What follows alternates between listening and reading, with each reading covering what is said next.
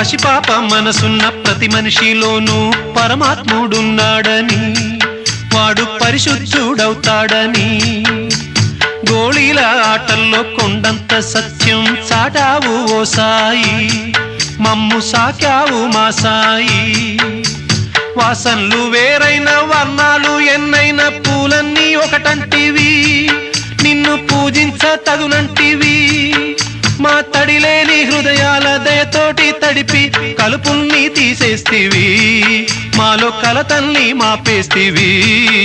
మా పాపాల తొలగించు దీపాల నీవే వెలిగించినావయ్యా, మమ్ము కరుణించినావయ్యా.